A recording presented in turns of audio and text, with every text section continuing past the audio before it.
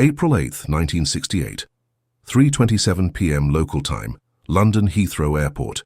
A light westerly breeze sweeps across runway 28. Left as a gleaming Boeing 707, registration Golf Alpha Romeo Whiskey Echo, accelerates through the golden afternoon haze.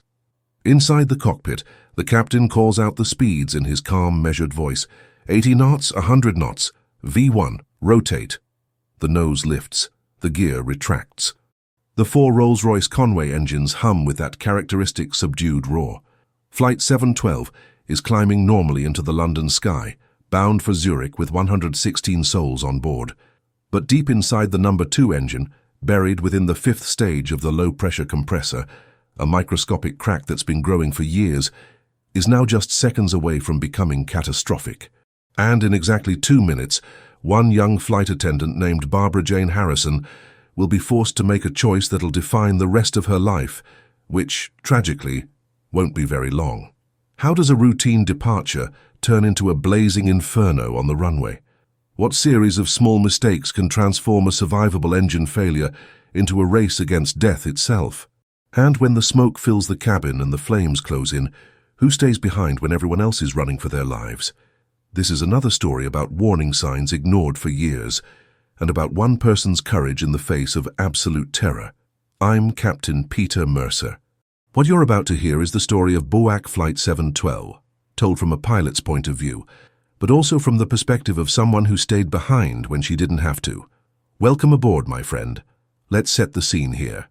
It's the afternoon of April 8, 1968, and London's Heathrow Airport is running like clockwork. Back in '68, Heathrow was already one of the busiest airports in the world, handling hundreds of daily departures to every corner of the globe. The weather that afternoon? Perfect. Light winds from the west, visibility unlimited, temperature around 15 degrees Celsius with just a hint of that golden April haze that makes everything look like a postcard. Now, sitting on the apron getting ready for departure is a Boeing 707-465, tail number Golf Alpha Romeo Whiskey Echo, or GARWE if you want to keep it simple. This particular 707 belongs to British Overseas Airways Corporation, or BOAC, which was basically the grandfather of what we now know as British Airways. And let me tell you something about this airplane real quick. The 707 was the jet that carried the Western world into the jet age. This wasn't just any airplane. This was the workhorse that made intercontinental travel accessible to regular people for the first time in history. GARWE was a later model, a 707-465, powered by 4 Rolls-Royce Conway engines, quieter and cleaner than the earlier American-built versions. By 1968, these were the backbone of BOAC's long-haul network. This particular aircraft was 6 years old, which today would be considered pretty much brand new, but back then, that was solidly middle-aged for a 707. It had already logged roughly 21,000 flight hours and 7,500 pressurization cycles. That's a lot of work. Here's something kinda eerie, though. Back in 1967, this same airplane had suffered an engine fire in the number 2 position after landing in Honolulu. The fire was quickly extinguished, the engine replaced, and the aircraft returned to service. Now, that previous incident had absolutely nothing to do with what I'm about to tell you, but it still hangs over this story like a dark cloud, you know? So wait, now let's talk about the crew assigned to Flight 712. These were experienced professionals, my friend, top-tier aviators who knew their jobs inside and out. The captain was 47 years old, one of BOAC's most capable pilots with more than 14,178 total flight hours under his belt. But here's the thing. Only 1,555 of those hours had been flown on the Boeing 707. Still, that's plenty of experience, and his evaluations consistently showed very high standard across the board. On this particular flight, he was also undergoing a routine proficiency check, which is something we pilots deal with all the time. You get observed, graded, and signed off. Totally normal. Totally. Except, as you'll see in a sec, there always seems to be something that pops up during these checks. The first officer was 32 years old, with just under 5,500 total hours, including 2,129 hours on the 707. He'd be handling the radio calls and navigation while serving as pilot monitoring. The flight engineer, age 35, would be managing the fuel, hydraulics, and electrics from his panel behind the pilots. This was back in the days before automation, so the flight engineer was absolutely critical. He was the guy monitoring all the unseen machinery that kept this four-engine jet balanced and flying reliably. He had 6,136 total hours, but only 190 of them on the 707. That's pretty light, but he was well trained. The Czech captain sat in the jump seat behind them, observing and grading the captain's performance. His presence would turn out to matter more than anyone expected. There was also a second officer in the cockpit, but his role in this story is minimal. Back in the cabin, 6 flight attendants were tasked with taking care of 116 passengers, many of them connecting onwards to the Far East. Among those crew members was a 22-year-old woman named Barbara Jane Harrison. Now in her second year with BOAC, she was known for her calm temperament, her quick smile, and her professionalism. I don't normally name individual crew members in these stories, my friend, but Barbara deserves an exception. You'll see why. Now let me explain what Flight 712's route looked like, because by today's standards it was kinda insane. The flight plan called for a multi-leg journey from London to Sydney, with stops in Zurich, Tel Aviv, Tehran, Mumbai, and Singapore. That's 6 segments covering 10,000 miles spread across nearly 2 full days. The 707 had the range to cross oceans, but not the entire world without refueling, so crews rotated in stages and passengers spent layovers in transit hotels that served as waypoints in this newly founded jet age.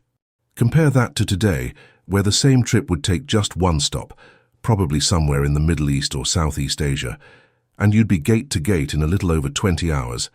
But back in 1968, BOAC's multi-stop 2-day itinerary was still a massive improvement over what came before. Before the jets, the London-Sydney run took almost 4 days in a propeller-driven Constellation with 15 stops. The 707 had cut that journey in half and given passengers a smooth, pressurized ride above the weather. This was the first time such distances felt achievable rather than heroic. All right, so Flight 7112 was scheduled to depart Heathrow at 3:27 p.m. local time, bound first for Zurich. The passengers, mostly business travelers, families, and a few clergy, boarded through mobile stairs. The doors closed and the 707 was soon cleared to taxi toward runway 28 left, which was the westerly departure runway being used by nearly every outbound jet that afternoon. The weight of the aircraft had been calculated as moderate and within limits. The 4 Rolls-Royce Conway engines idled smoothly as the crew ran through the pre-takeoff checklist. The captain closely scanned his engine instruments. Oil pressure steady, engine temperatures normal, all systems performing within limits. Behind him, the Czech captain noted the captain's crisp command flow on his evaluation paperwork. So far, this was going great. As they taxied out, the flight engineer set up the bleed air system and confirmed that all 4 engine anti-ice valves were closed. No need for them, since the ambient temperature was well above freezing. A few minutes later, the tower controller cleared Flight 712 to line up and wait. Everything looked nice and normal. 3:27 p.m. Takeoff roll begins. The captain releases the brakes and advances the thrust levers. The 4 Conway engines spool up with their subdued roar, pushing 80,000 pounds of thrust against the spring haze. The 707 accelerates down runway 28 left. 80 knots, calls the first officer. Check, responds the captain. V1, rotate. The captain eases the yoke back. The nose lifts. The gleaming Boeing 707 climbs normally into the London sky, its landing gear retracting smoothly into the belly as the green fields of Surrey pass below. In the back, Barbara Harrison and her colleagues secure the galley carts, prepping for the first meal service. The passengers, many of them flying for the very first time, feel the normal vibration of the 4-engine climb. For a lot of these folks, this is their introduction to the jet age. And it's fascinating to think about how far we've come since then, right? But not all of that progress is positive. Just think about how much of your life is now digital. Every account, every newsletter sign-up, every product you buy online, all creating a trail of data behind you. And that data? It's being sold to the highest bidder by companies you've never even heard of, companies known as data brokers. Now, what they do is completely legal, no matter how horrible that sounds. But the good news is, you can easily stop them using today's sponsor, Incogni. Incogni tracks down these brokers for you and forces them to remove your information. You could try to do this yourself, but there are literally hundreds of them out there, at least in my case, and tracking them all down would be a full-time job. Incogni handles it automatically, and they won't stop after one round. They'll continuously scan for your data and remove it wherever it pops up. Right now, you can get 60% off Incogni's annual plan when you scan this QR code or go to incogni.com/pilot. Just use the code PILOT at checkout. Thank you, Incogni, for helping us continue to create this type of content. Now, let's get back to the flight. 3:29 p.m., climbing through 1,500 feet. At this point, everything looks perfectly normal. But inside the number 2 engine on the left wing, a silent fracture has been growing for years. This is a microscopic crack born deep within the 5th stage of the low-pressure compressor, and it's been spreading with each cycle of thrust and vibration. Now it's just millimeters away from becoming critical. As the 707 climbs through 1,500 feet and clears the western perimeter of Heathrow, the captain calls for the after-takeoff checklist. The flight engineer reaches for his panel, scanning gauges that, for the moment, are still looking perfectly normal. But the calm is about to be shattered. 3:30 p.m. Catastrophic engine failure. Without warning, there's a violent bang. Inside the number 2 engine, the 5th stage low-pressure compressor disc has finally reached its limit. It fractures into several fragments, and because these pieces are spinning at thousands of revolutions per minute, they're launched through the engine casing with enormous force. Now let me explain what just happened here real quick. The low-pressure compressor is the front half of the engine. It contains a series of spinning discs, each carrying blades that draw air in and compress it tighter before it reaches the combustor. The 5th stage sits deep inside that section, and its job is to further compress the air and feed it downstream into the high-pressure compressor. These discs are made of high-strength alloy, but they're under immense stress, constant cycles of heat, pressure, and vibration. Over time, microscopic cracks can form. Usually, regular inspections catch them before they become dangerous. In this case, the crack went unseen. When the compressor stage finally gives way, it does so catastrophically. The disc comes apart at full rotational speed, launching shards of metal through the engine casing. In an ideal world, a failed part like this would stay contained, trapped inside the engine's heavy steel housing. That's what engineers call a contained engine failure, and that's what certification standards require. But this time, it doesn't work as designed. The fragments burst through the casing, tearing through fuel and oil lines, blasting parts of the cowling clear off and continuing back into the slipstream. What was once a perfectly normal engine just seconds ago is now a mangled shell venting fuel, oil, and, very soon, fire. When the explosion ruptures the engine's main fuel feed line, jet fuel sprays directly into the hot core section.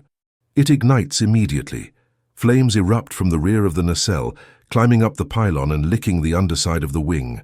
This fire burns with the intensity of a blowtorch, fed by dozens of liters of fuel per minute, still being pumped through the open line. 3:30 p.m. inside the cabin. Passengers and crew both feel and hear the blast. Those seated on the left side of the cabin look out their windows and see a massive tail of fire trailing behind the wing. In the cockpit, the pilots feel the aircraft yaw slightly to the left as the number 2 engine stops delivering thrust. On the flight engineer's panel, the number 2 engine instruments are now showing declining values. The captain, who's pilot flying, reacts instantly.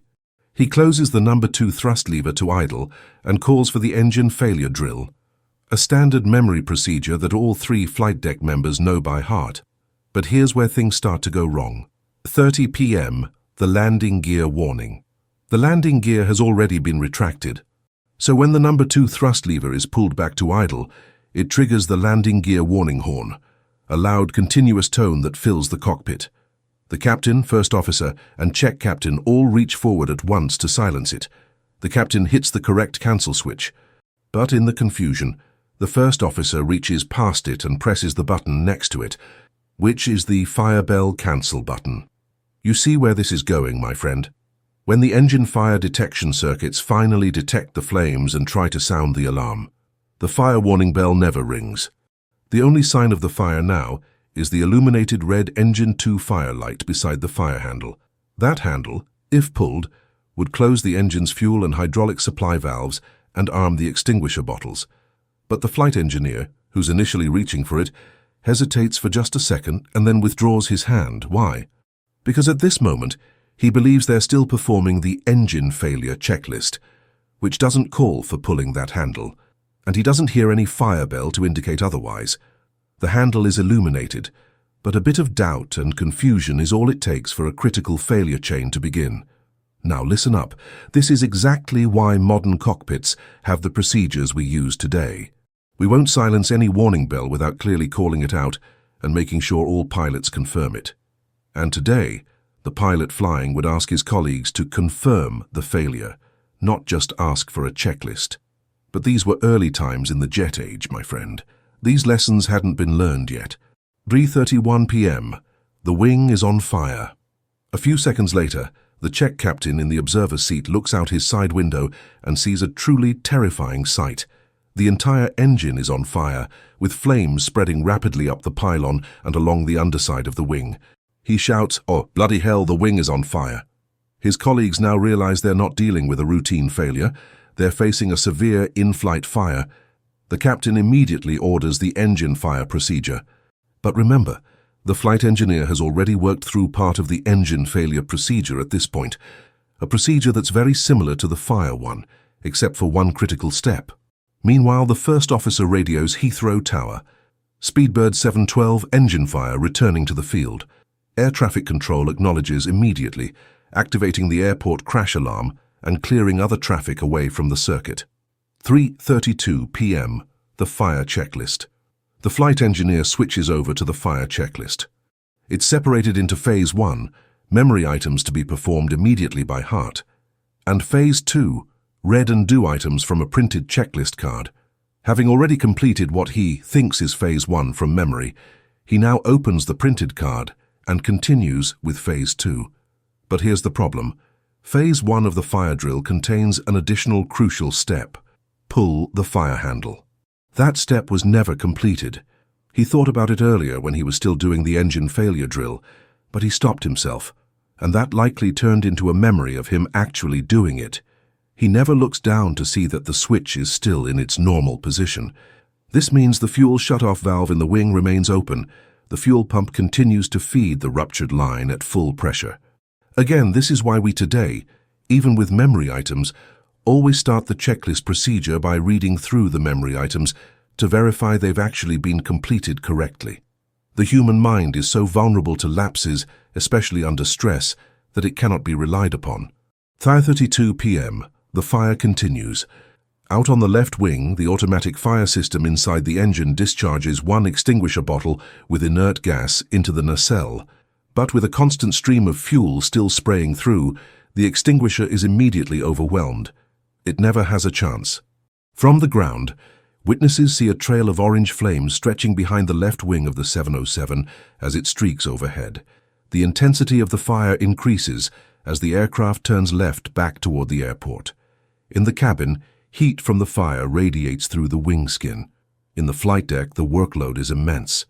The captain concentrates on maintaining control, as he should, while assessing their options. The first officer monitors the instruments and communicates with ATC.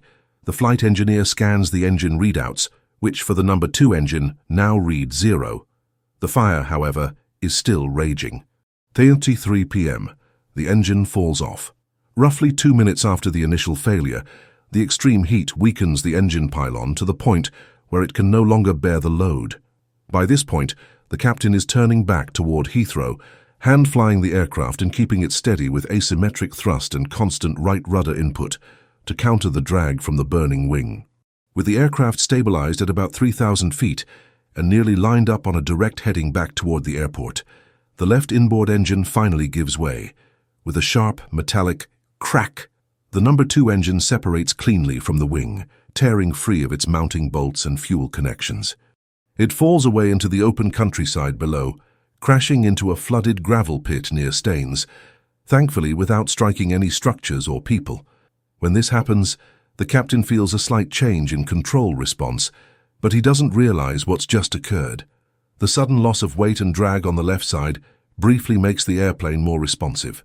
But the fire continues to rage, now fed by the open fuel line still pumping hundreds of liters of Jet A1 straight into the void where the engine once hung.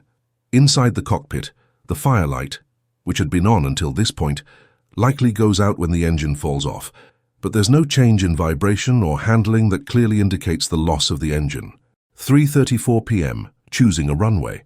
The captain keeps the aircraft level at about 3,000 feet. The tower controller makes it clear that any runway is available. He initially clears them to land on runway 28 left, the runway they just departed from, but that would require a long circuit back, meaning more time in the air with the burning wing. And as I've mentioned before on this channel, a burning airplane won't stay in the air very long before it begins to lose critical structural integrity. So the crew decides to land on the opposite runway, runway 05 right, which is much closer, but shorter and without an instrument landing system. At least the weather is good. 3:35 p.m., configuring for landing. At this stage, the situation on the wing is becoming critical. The flames are now established in the wing's internal structure near the main spar. The heat is melting through wiring and hydraulic lines, threatening the integrity of the flap system. It's only minutes before the wing itself starts to give way, but the aircraft remains controllable. The other three engines are running normally, and hydraulic pressure is holding. The captain begins configuring the aircraft for approach, careful not to lower the flaps too early in case the added drag causes further structural stress. As they line up for the short approach to runways 05 right, the crew works through the landing checks. The flight engineer confirms that electrical and hydraulic power are still available from the remaining engines. Fuel transfer to the outboard tanks is stopped to limit weight on the burning side. Because the left wing damage might have affected the flap drives, the captain orders a gradual extension, watching for any abnormal vibration or hydraulic fluctuation. At first, the flaps move smoothly, but then as they pass 47 degrees, the movement suddenly stops. The flight engineer reports that the flap position indicator has frozen, likely from burned-through hydraulic lines on the left side. The pilots have at least managed to get some flaps out. They know they'll likely only get one shot at landing, so 47 degrees will have to do. Air traffic control clears them to land at their own discretion. Crash and rescue vehicles are standing by. From the tower, the controller can clearly see fire continuing to stream from the inboard section of the left wing. He passes this information to the crew, who already know the blaze is still intense. PM, final approach. Inside the cabin, the passengers watch in horror, many leaning away from the glowing windows on the left side. The flight attendants keep them in their seats, shouting instructions over the ambient noise and preparing for an emergency landing. Despite the heat outside, there's still no visible smoke inside the cabin. The pressurization system is intact, and the airflow helps keep fumes from entering. As the aircraft turns onto final, speed is stabilized at 160 knots.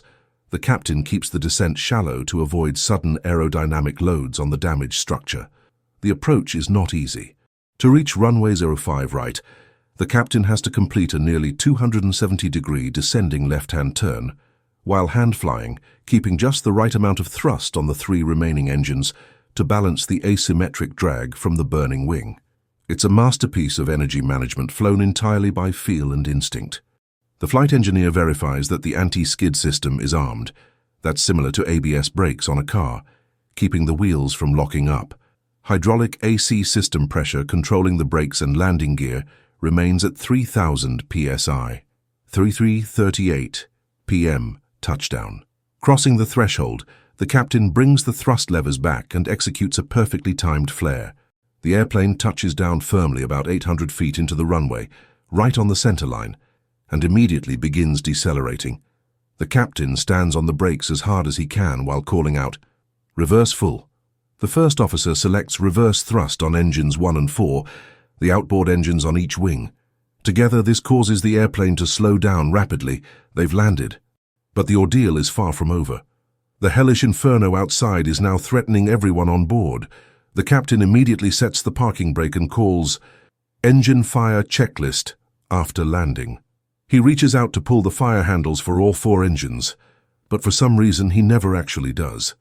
Maybe he's distracted by the chaos now unfolding in the cabin. We'll never really know. But that also means that even as they're preparing for evacuation, the fuel system to the number 2 engine is still functional, pouring more and more fuel onto the growing fire. Airport firefighting units, already dispatched following the initial Mayday call, are now approaching from both ends of the runway. The first tenders reach the aircraft less than a minute after touchdown. But visibility is poor due to billowing smoke, making it difficult to tell where passengers are exiting. The fire is already huge at this stage, rapidly intensifying and spreading beyond the left wing toward the fuselage. The 2 foam tenders position themselves behind the tail, but the main fire is just out of range of the roof-mounted cannons. And to make matters worse, the aging fire trucks can't move and pump foam at the same time, a serious limitation that makes repositioning slow and impractical. Inside the aircraft, the evacuation begins almost simultaneously, with the aircraft coming to a full stop.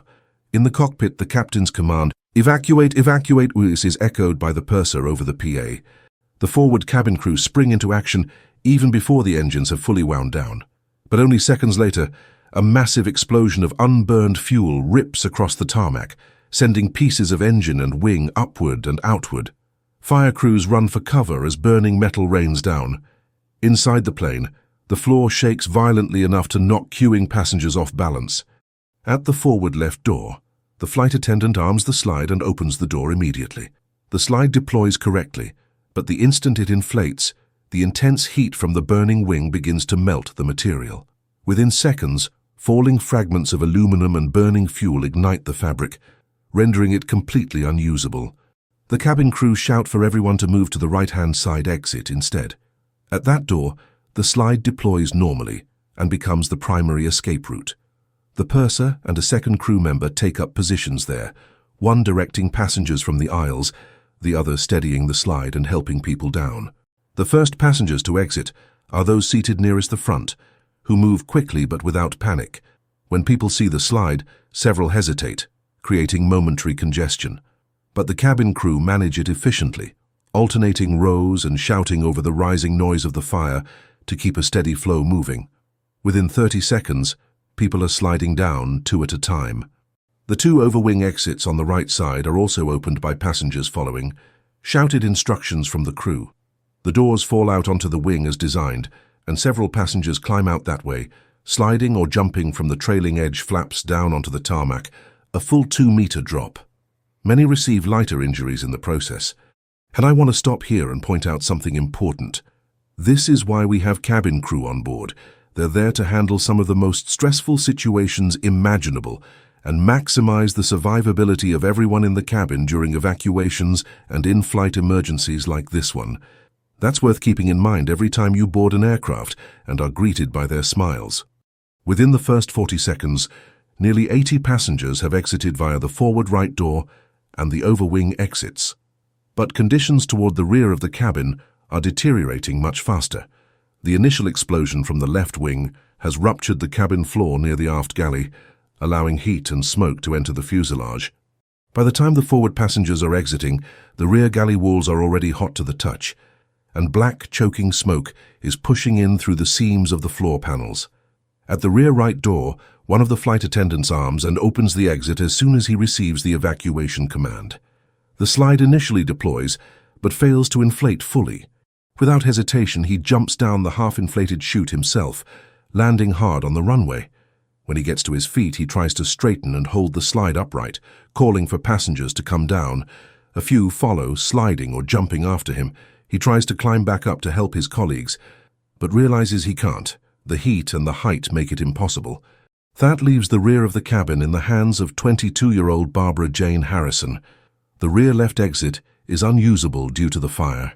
The outer skin around it is already glowing from radiant heat, and the door handle itself is too hot to touch.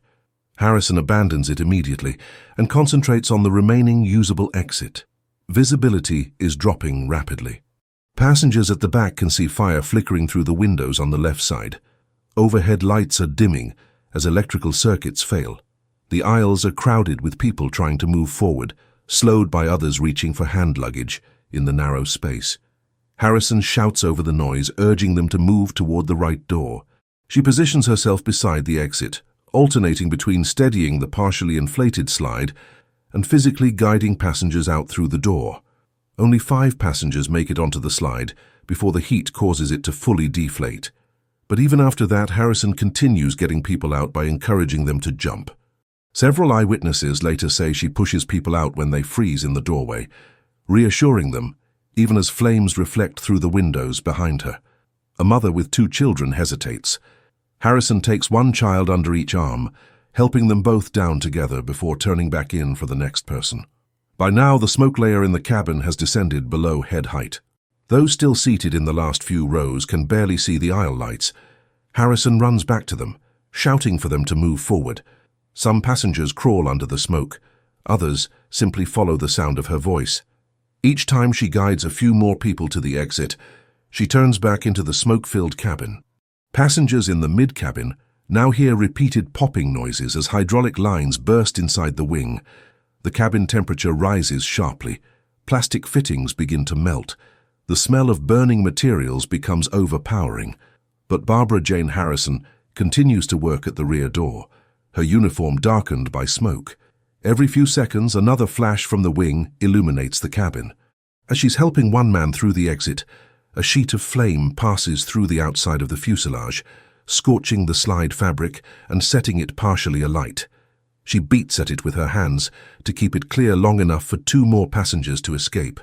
The slide, weakened by heat, begins to sag toward the ground. One of the other crew members tries to signal Harrison to come out, but she doesn't respond. She's still occupied with the last passengers inside. By the 1-minute mark after the aircraft came to a stop, almost everyone forward of the overwing exits has escaped. The last to leave are the passengers from the aft cabin, guided entirely by Barbara Harrison. They later describe her as calm, dignified, and direct, repeating, "Come on, keep moving, jump, it's only a short drop," even as the smoke envelops her. Moments later, a violent flame front sweeps through the rear galley area, filling the space from floor to ceiling. The force of it knocks ceiling panels loose and sends a wave of superheated air surging forward. Harrison can barely see more than a few feet through the smoke, but she knows exactly who's still inside. A woman in a wheelchair who's unable to move on her own, a mother and her young daughter frozen with fear in the last row, and 2 other passengers still fumbling with their seatbelts in the haze. She pauses for a moment in the doorway, looking back into the cabin where the smoke is now black, lit only by the occasional flickering orange glow. The shouts from outside are faint and muffled, urging her to get out. But she doesn't. Instead, she turns back into the smoke. She must have known she likely couldn't save everyone, but she was at least going to try. She crouches down low, calling out for the woman in the wheelchair, then moves down the aisle through the darkness and smoke, feeling her way forward.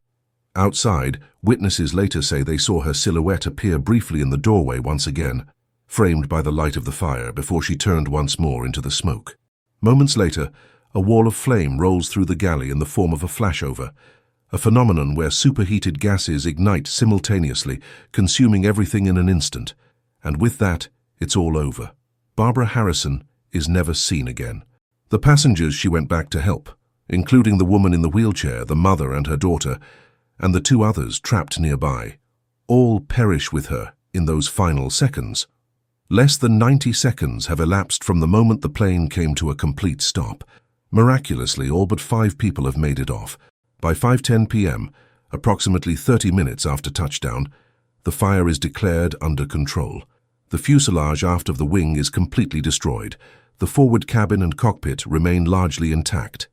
The investigation by Britain's Accident Investigation Branch begins within hours.